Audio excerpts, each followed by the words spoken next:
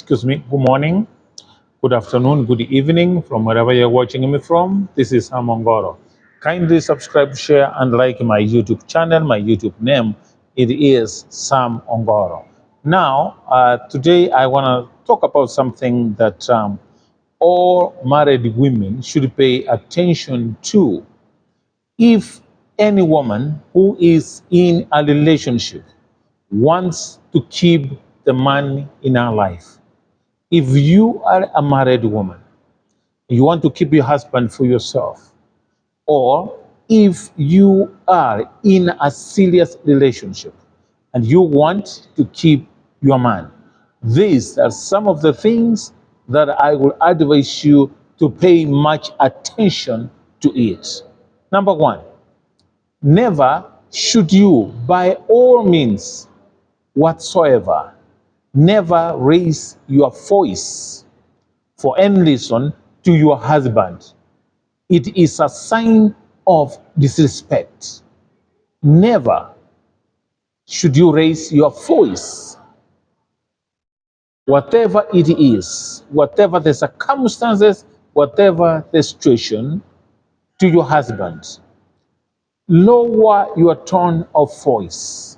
When you're trying to talk or address your husband, you need to be polite but firm. So if you need to keep your man for yourself, never at any given point should you raise your voice. Never should you raise your voice to your husband or your boyfriend or your fiancé. By all means, it is a sign of disrespect to your man. If you want to respect your man, never by all means should you raise your voice to your man in your life. Number two, don't expose your husband's weaknesses to your family and friends. It will bounce back at you. You are each other's keeper.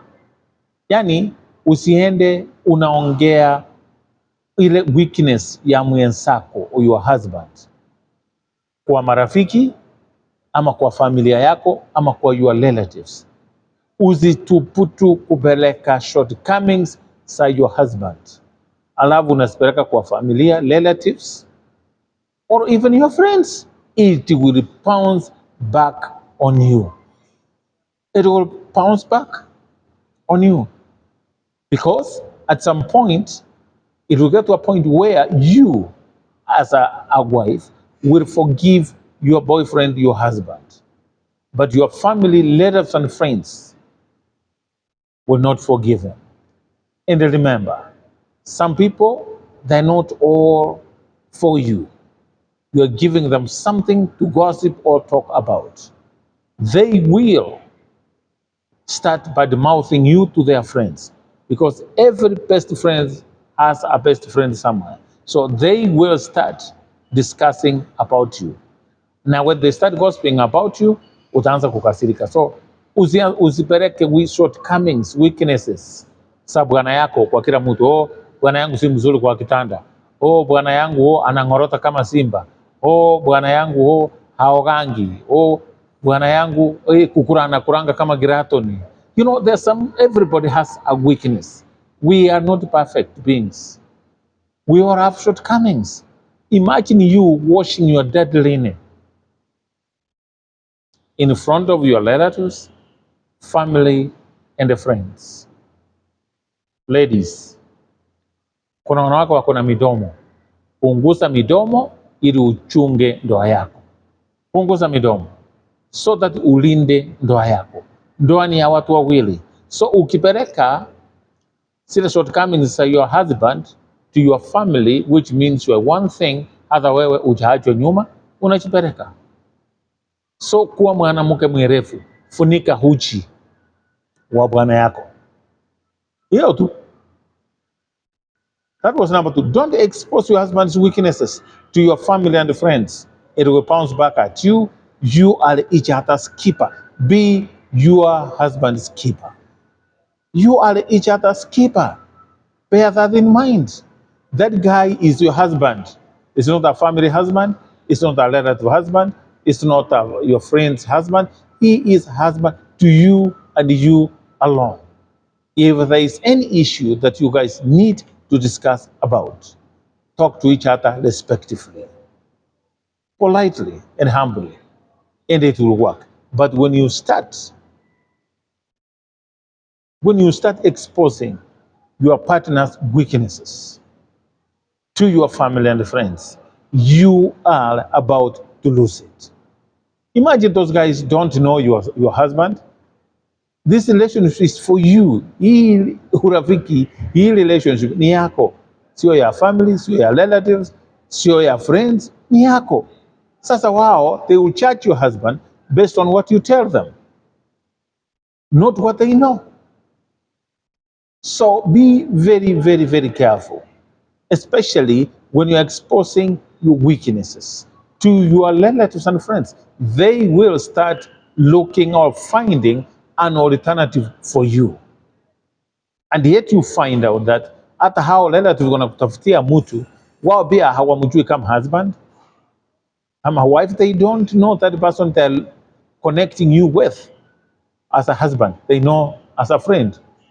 So being friends and being a husband are two different relationships. Get it from me. I know. Number 3, never use attitudes and the moods to communicate to your husband. Never use attitudes. Kuna wanawake wako na attitude, mood, yani moods. They talk to their husbands based on what kind of mood they are in. You never know how your husband will interpret them. Defensive women don't have happy homes. So don't go around talking to your husband in moods. Depend which mood you are in. Akikuuliza kitu namwambia what are you asking? Kwani wewe ni mtoto? Anakuuliza kwani nyumba leo hatukuli? Anakuuliza kwani wewe ni mtoto? Kwani wewe hauna mikono? Hauna miguu? It will not cost you anything to be polite and to be humble and answer him politely. In an hour's time, yes we will. Ama hii nyumba sapa itapikwa kwa sababu ya ABCD. Don't use your attitudes. Remember, let me tell you something like this. An attitude is like a flat tire. What happens when somebody has a flat tire? You will never move from that place where you have a flat tire until you change it. So you need to change your attitude. If you are a lady who talks to your husband or your boyfriend or your fiancé using attitudes, moods, ladies and gentlemen, you need to change that attitude. An attitude is like a flat tire. Unless you change that flat tire, you will not move anywhere. You'll be just right there. You'll be stuck there. So change your attitude for you to move somewhere in your relationship.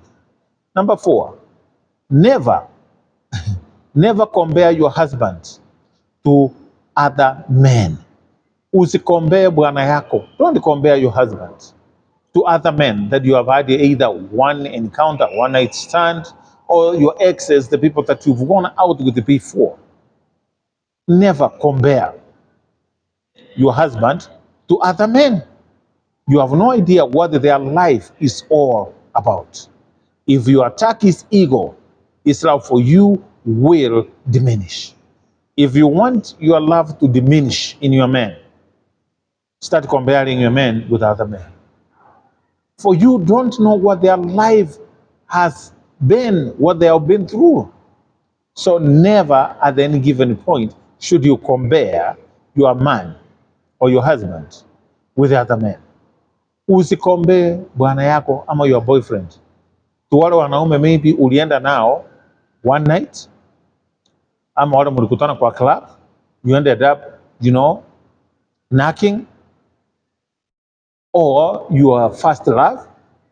Don't compare. They are incomparable. Kila mwanadamu ako na uzuri na ubaya. We all have weaknesses. We are not perfect beings. So don't compare us. And that's why I'm called Sam and someone else is called Kevo. Kevo and Sam are two different people. It's only Sam. Huyu unaona. Huyu ndio Sam peke yake. Hakuna Sam Ongoro mwingine. unless Mungu tena aumbe mwingine. Huyu ni Samu na ndio huyo, so usinikombea na mtu mwingine, ni mimi na ni mimi tu. So umenipata, let's work around it. How nice it is for two imperfect people coming together, willing to make things work. So never at any given point should you compare your man or the man that you have in your life with other men. Number 5, never ill treat your husband's friends because you don't like them. The person who is supposed to get lead of them is your husband. Usitriti marafiki wa bwana yako vibaya just because you don't like them. Usiwatriti vibaya, uwatuzi ama usiwapatia hata maji ya kunywa. Don't give them anything, hata chai, hata maji. Kama wamekuja kwako and they are friends with your husband, the best person to get lead of those friends is your husband or your boyfriend. Kama kuna rafiki wa bwana yako ama your boyfriend upendi, usiwashautie, shut the door in front of them, usiongee vibaya in front of them.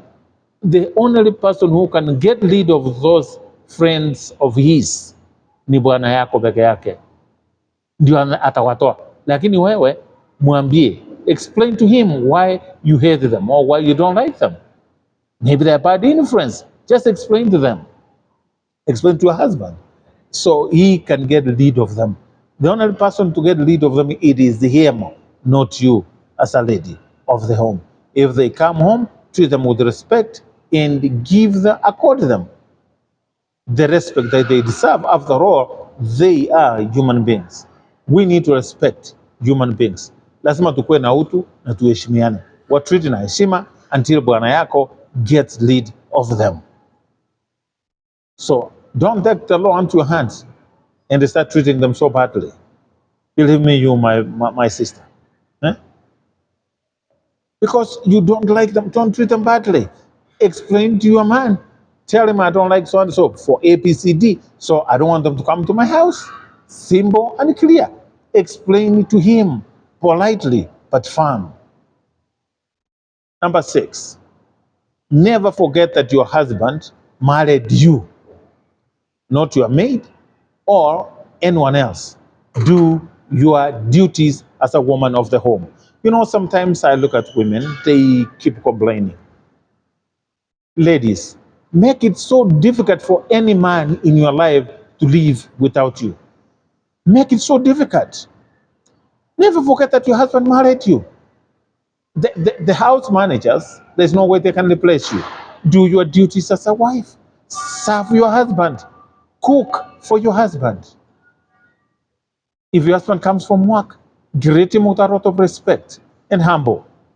So don't treat him ill. Fanya kazi yako.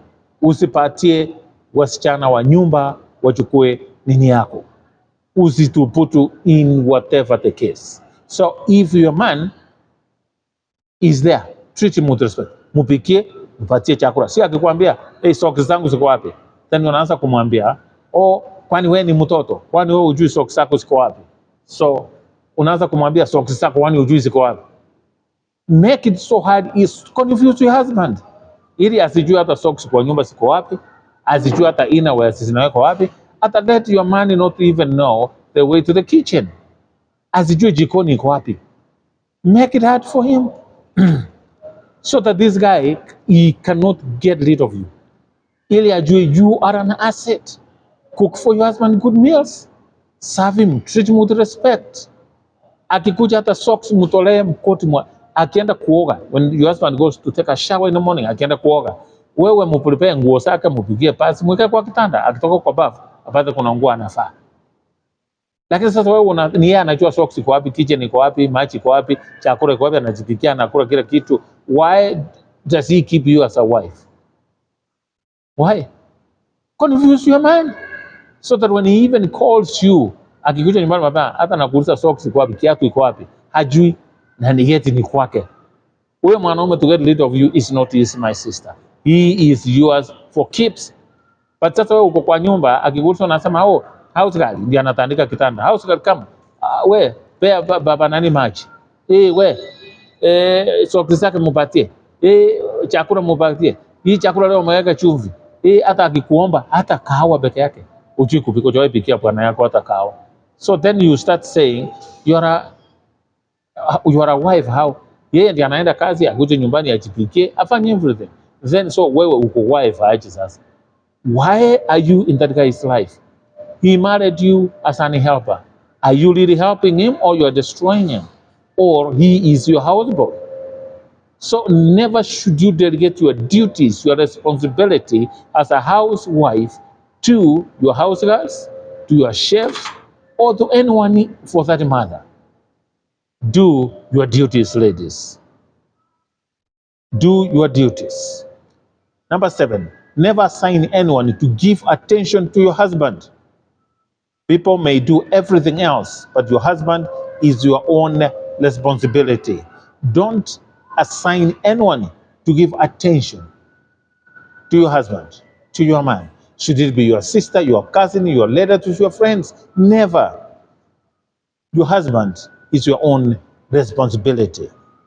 Number 8, never blame your husband if he comes back home empty-handed. Rather, encourage him. Bwana yako siku moja akikuja nyumbani hana sukari, hana machani, please usianze kumpigia kelele, punguza midomo, kwa sababu sio kila siku ni Friday. You don't know what that guy has gone through. Maybe alifanya kazi na hakulipwa, maybe mwenye alikuwa anamlipa hakukuja. So unataka afanye nini? Congratulate, muinue, so that ndio kesho ajaribu akuje na kitu. Usimweke chini. Don't blame your husband if he comes back home empty-handed. Rather encourage him. Mwambie, my husband, we thank God that you are back home safely. Tomorrow is another day. Tomorrow is a new day. My husband, do you want a cup of tea? You want a shower? Or you want to start with me? Give him, encourage him. Men also need to be encouraged. As a wife, you are a supporter for your husband. Don't demoralize him. Encourage him when he comes home empty-handed. Number 9, never be a wasteful wife. Your husband's sweat is 2 places to be wasted. Usiharibu mali ya bwana yake, ameenda kutafuta, ameleta, uharibu hiyo mali yake. After all, your husband's sweat is 2 places to be wasted. Yaani usikue mwanamke wa kuharibu mali. Mwanamke ni wa kutunza mali. So usikue mtu wa kuharibu mali. Wewe kuwa bibi ni wa kutunza. Mwanaume ni wa kwenda kuleta, akileta kwa nyumba. Wewe as a wife, kazi yako ni kutunza mali and multiply. Don't be a wasteful woman. Usikue mtu wa kuharibu mali ya bwana yako. Hawa. Tunza mali ya bwana yako. Your husband's sweat is so precious to be wasted. I have seen a lot of wasteful women wasting their husband's money. And at the end of the day, you will suffer together. You will perish together. Number 10, never pretend to be sick for the purpose of denying your husband sex. You must give it to him how he wants it. Sex is very important to men. If you keep denying him, it is a matter of time before another woman takes over your duty. No man can withstand sex starvation for too long, even if they are anointed one. Even if they are the anointed one, pastors, bishops, name them. So usitumie ugonjwa kunyanyasa bwana yako, usimpatie conjugal rights zake. Eti unauma na kichwa, mgongo, kesho mguu, kesho kidole, meno, all that shenanigans. Pea bwana yako bila nataka. Number 11, never compare your husband to your one-time sex mate in the bedroom or an ex-lover. Your home may never recover from it if you do. Number 12, never answer for your husband in public opinion polls. Let him handle what is directed to him, although he may answer for you in public opinion polls. Bwana yako akiuliza swali hapo kwa watu, usikue mwepesi kujibu on his behalf. He can answer for you, but not vice versa. It's a sign of disrespect. So respect your husband. Akiuliza swali publicly, let him answer. Number 13, never shout or challenge your husband in front of children. Wise women don't do that. Never shout. Usishautie bwana yako mbele ya watoto wako, or usimshautie kwa public. Let me tell you ladies, wanawake wengi hawana akili. Uwezi shautia bwana yako publicly. Mambo mengine they are private and personal. Na watu wengi husema defend your husband in public, correct him in private. Mkienda kwa room muongee na yeye, usimshautie mbele ya watoto wake. Hiyo ni kufanya watoto watarau baba yao, na huyo ndio baba yao. And again, that will not make you to be a mature person. It even comes out as being immature. If you have anything that you need to discuss with your husband, please don't shout at him in front of his children or your children or in public. Defend him publicly, but in private, correct him quietly and do it respectively, politely, and humbly. Okay? Number 14. Don't forget to check the smartness of your husband before he checks out. You need to understand your person and know your person before he checks out, before he gives up. So you need to understand what kind of man you are dealing with, what kind of man you have in your life. If you do, things will be easier, life will be even enjoyable. Number 15, last but not least, never allow your friends to be too close to your husband. If you are a woman, get this from me. Don't allow other women to be too close to your husband. Stop telling people how your husband is good in bed, or ile vitu anafanya vizuri. Oh, my husband cooks for me. My husband buys me gifts. You are telling the wrong people. They may even snatch your husband. So never allow your friends to be too close to your husband. Don't allow your friends to be so comfortable with your husband so that even when you are not home, they come visiting. Even when you are not home, they can go have coffee somewhere. Let me tell you something, ladies. A friend today can be your worst enemy. Now, remember this, we cannot scan people's hearts. Not everybody who smiles on your face is a friend. Watu wengi maadui hapa nje at one point walikuwa marafiki or relatives, ama ni watu walisaidiwa. So don't allow women to be too close to your husband. That man is yours, is your responsibility, is your business. Ladies and gentlemen, let me leave it at that. I just wanted to give you some ideas on how to take care and keep your man for you and you alone. Never should you do the things that I've just told you here. Never raise your voice for any reason to your husband. It's a sign of disrespect. Kama bwana yako anaongea, mupatie time aongea amalize. Kama kuna kitu unataka kusema, loot later umwambie.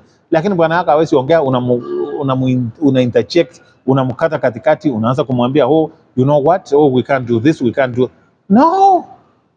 Listen to your husband. He is your head. By the way, your husband is your authority. So submit to him. Total submissiveness. Ladies and gentlemen, thank you so much for subscribing to my YouTube channel. And my YouTube name, as always, it is Sam Ongoro. See you in my next video. May God bless you. Till next time. Bye-bye.